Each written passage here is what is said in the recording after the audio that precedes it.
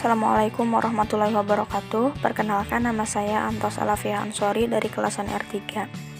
Di sini saya akan memaparkan sedikit mengenai permasalahan gizi yang terjadi di Indonesia. Berdasarkan laporan gizi global atau Global Nutrition Report pada 2018, Indonesia termasuk ke dalam 17 negara yang memiliki 3 permasalahan gizi sekaligus, yaitu stunting atau pendek, wasting atau kurus, dan overweight atau obesitas. Yang pertama, stunting. Stunting merupakan masalah gizi kronis yang cukup umum di Indonesia. Kondisi ini disebabkan oleh asupan gizi yang kurang dalam waktu yang cukup lama. Umumnya karena pemberian makanan yang tidak sesuai dengan kebutuhan gizi. Stunting terjadi mulai dari dalam kandungan dan baru terlihat saat anak berusia 2 tahun. Gejala-gejala stunting yakni sebagai berikut. Postur anak lebih pendek dari anak usianya, proporsi tubuh cenderung normal tapi anak lebih muda atau kecil dari usianya, berat badan lebih sedikit untuk anak usianya, pertumbuhan tulang tertunda. Pada tahun 2013, sebanyak 37,2% balita di Indonesia mengalami stunting. Kondisi ini seringkali dianggap normal karena alasan keturunan. Padahal, stunting dapat memengaruhi perkembangan otak dan mengurangi produktivitas seseorang di usia muda. Stunting juga meningkatkan risiko pengembangan penyakit tidak menular pada usia lanjut. Masalah gizi ini bahkan dianggap sebagai salah satu faktor risiko diabetes, hipertensi, obesitas, dan kematian akibat infeksi. Waktu terbaik untuk mencegah stunting yaitu sejak awal kehamilan hingga 2 tahun pertama kehidupan anak. Pemberian ASI eksklusif dan gizi seimbang pada balita perlu menjadi perhatian khusus agar anak tidak tumbuh pendek atau stunting. Yang kedua, kurus atau bisa disebut juga dengan kurang gizi. Tubuh kurus akibat gizi kurang kerap dinilai lebih baik daripada tubuh gemuk akibat gizi lebih. Padahal obesitas dan gizi kurang sama-sama berdampak buruk bagi kesehatan. Sebagai awalan, Anda bisa mengukur kategori status gizi melalui kalkulator BMI. Permasalahan gizi kurang sudah bisa terjadi sejak bayi lahir. Ciri utamanya yakni bayi lahir dengan berat badan lebih rendah atau BBLR. Bayi dikatakan mengalami BBLR bila berat badannya ketika lahir kurang dari 2,5 kg.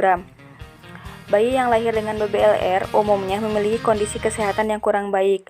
Pasalnya, kebutuhan gizi yang tidak terpenuhi membuat mereka lebih rentan terhadap penyakit infeksi. Hal ini dimulai sejak awal kehidupan dan bisa berlanjut hingga dewasa. Beberapa resiko yang berawal dari masalah gizi yakni malnutrisi, kekurangan vitamin, anemia, osteoporosis, penurunan kekebalan tubuh, masalah kesuburan akibat siklus menstruasi yang tidak teratur, serta masalah pertumbuhan dan perkembangan yang banyak terjadi pada anak-anak remaja. Yang ketiga adalah obesitas atau gizi lebih.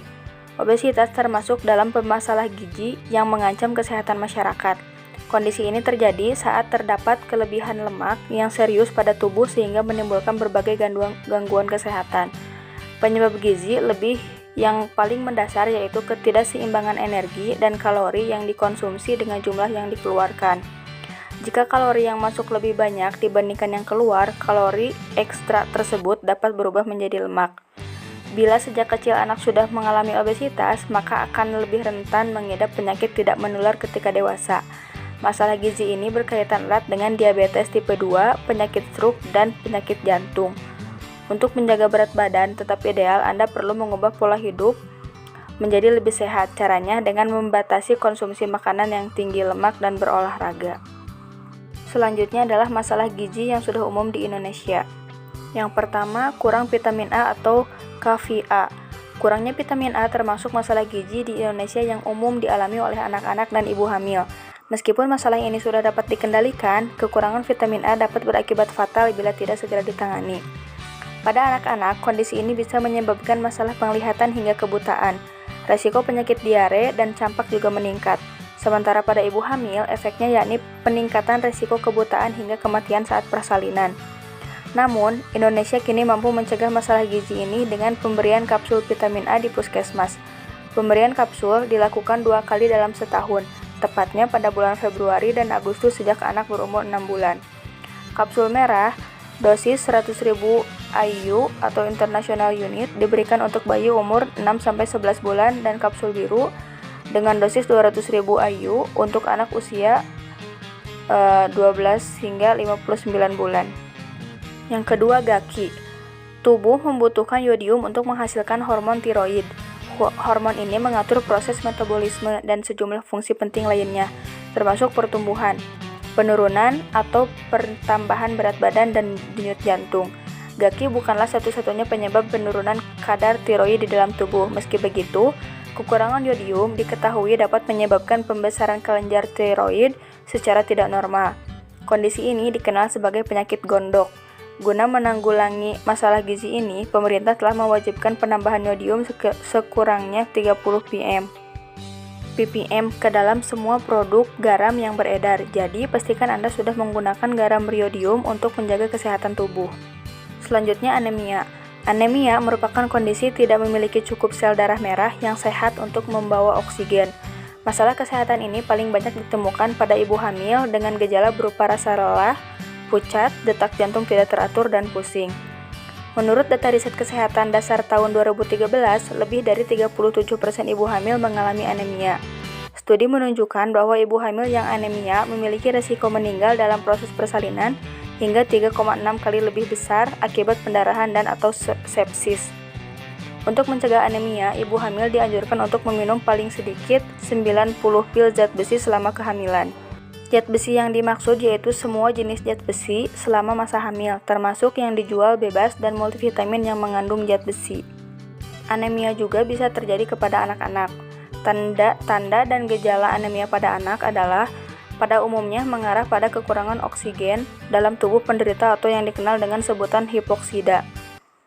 Kondisi ini terjadi karena sel darah merah yang bertugas mengedarkan oksigen ke seluruh tubuh mengalami penurunan jumlah pada penderita anemia. Beberapa gejala yang dapat ditemukan pada anak adalah kulit yang pucat termasuk bibir dan pipi, lemas dan lemah, mudah lelah sehingga sering tidur, lapisan pada kelopak mata dan kuku yang tidak terlihat merah muda seperti pada umumnya, kulit menjadi berwarna kekuningan dan urin berwarna coklat pada penderita yang mengalami penghancuran sel darah merah secara berlebihan.